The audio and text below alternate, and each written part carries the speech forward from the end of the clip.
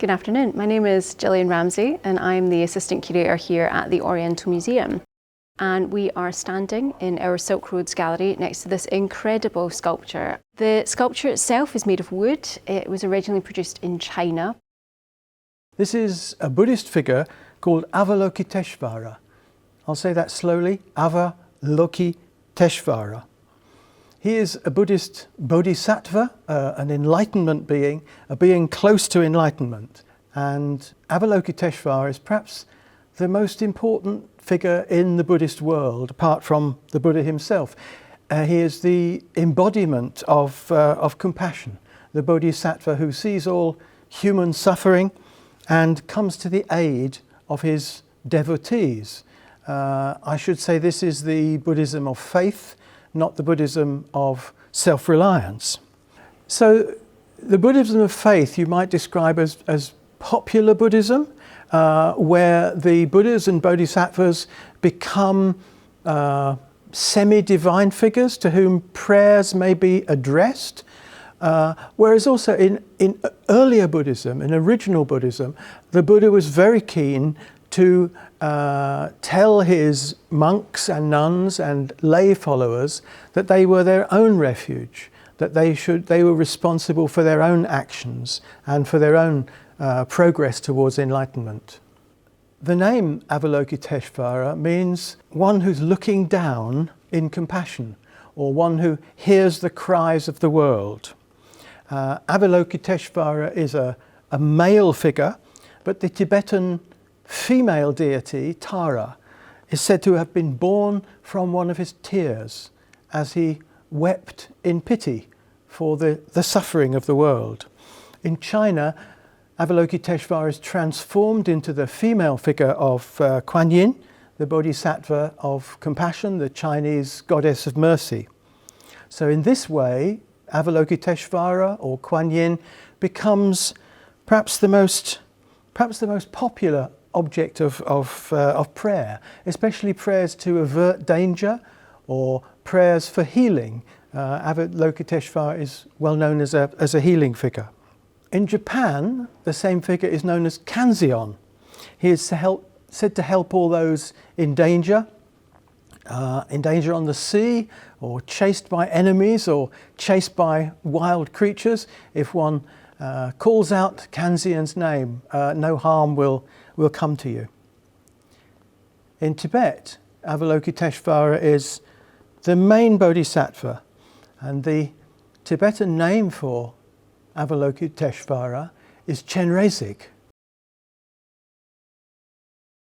The way that we have displayed Avalokiteshvara relates to Buddhist belief. We've displayed it on this stepped plinth, and again you'll see that in a lot of museums in Asia. And that is to replicate the style of plinth or podium that it would have originally stood on in a temple in China when it was first made. And that is to just draw all the focus on the living being, not to distract from it, not to take anything away from it.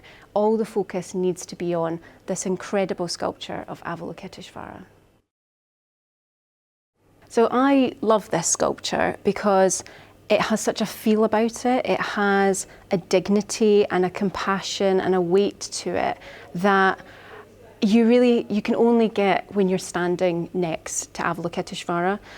The sculpture itself has little black glass beads in the eyes. So originally when it was on an altar in a temple surrounded by candles, the light would have flickered off the eyes and it would have felt like it was alive. And if you are down low praying as the supplicant to Avalokiteshvara and you're looking up into these incredible compassionate eyes, it has a real force to it.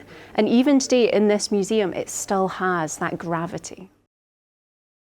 You may be familiar with different Buddhist figures. They have a very different style depending on which country they tend to be from. Some of them are very plain, some of them, like this one, are quite ornate, because as Buddhism moved from one country to another, it tended to absorb something of the culture of each country as it moved into.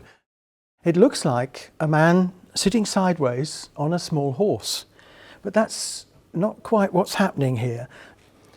one interpretation of this is that the lion is roaring to declare the Bodhisattva's release from greed, hate and delusion, his conquering or his enlightenment. But this lion seems very peaceful rather than fierce. He seems to be looking up at the Bodhisattva rather like a tame dog looking at its master.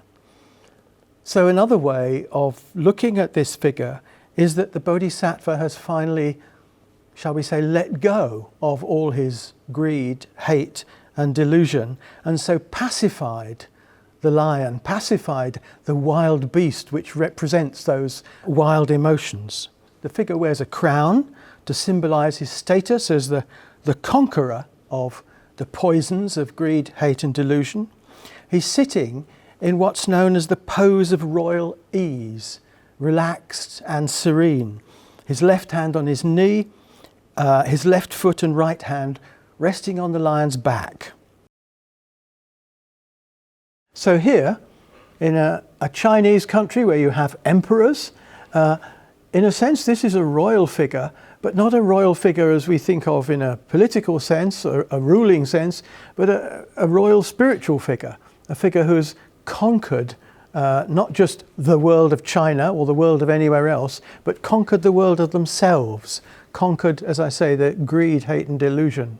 So in the same way as we see the pose of royal ease with the hand on the knee and the foot on the lion's body, we see that same sense of ease in the face. It's a very peaceful face, so that the whole figure looks relaxed and serene rather than tight and nervous. It's a very serene figure from head to foot. We are a university museum, so we are here to research and study our objects. And we have recently acquired funding to do a big research project. Originally, the sculpture would have been painted, it would have been gilded, so with gold leaf. And the research project funding will allow us to scan the surface and try and pick out any of that remaining paint and pigment and gold, so we can then recreate what they would have looked like originally. Hello, my name is Qing Cao. I'm the curator of Chinese collection at the Oriental Museum. So the project is generously supported by Sir Percival David Foundation of academic and research funds. Use that grant, we have been able to carry out some very scientific analysis, and normally a Bodhisattva statue like this would have been painted. And this painting would be regularly refreshed every few decades by the temple and commissioned to very skilled artisans. But as you can see, this is actually shows the bare wood.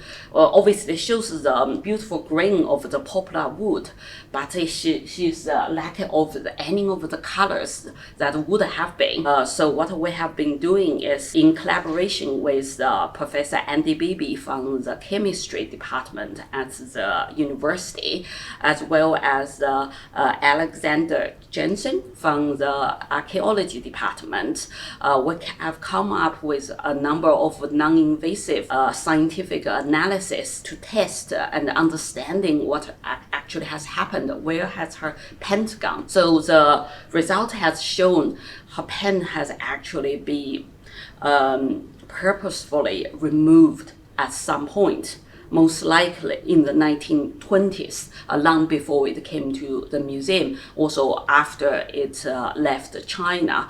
This resulted the statue has very little color left. But however, our scientific testing has revealed some of the colors that are still present in some of the folded area of her robe. So for example, we detected some of the white paint, which confirmed to contain kaolin, which is the material used for making porcelain. And that is also used as underpaint to smooth the surface first, and also to fill in any gaps and to enable the artisan to do the paint. And we also have detected gold gilt on her crown. Obviously, it's hardly visible anymore, but this can give you some clue how magnificent she would look with a golden crown. And also in some of the area, particularly in her base, near where the tail is, we have detecting some red pigment that confirmed to be silica. Which is a very commonly used pigment for the coloring of the lacquer, like the red lacquer you have seen in the museum. And so she would have been this beautiful multicolored statue.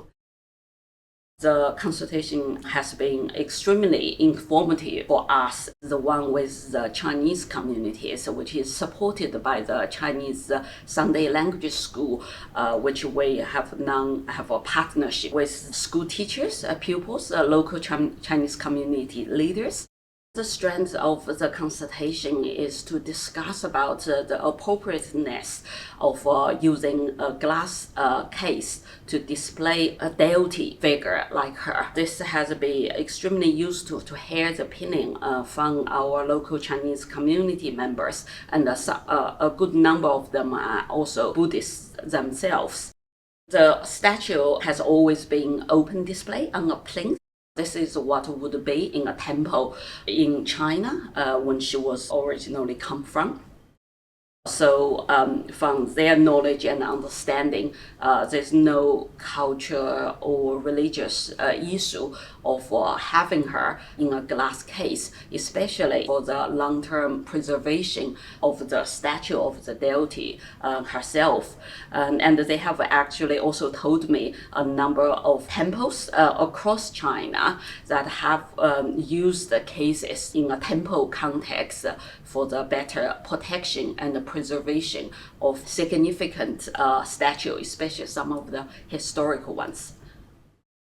I think that anyone with the museum will be able to appreciate the beauty of the carving of the statue, but also more importantly is what Guanyin represents, which is the goddess of mercy and compassion.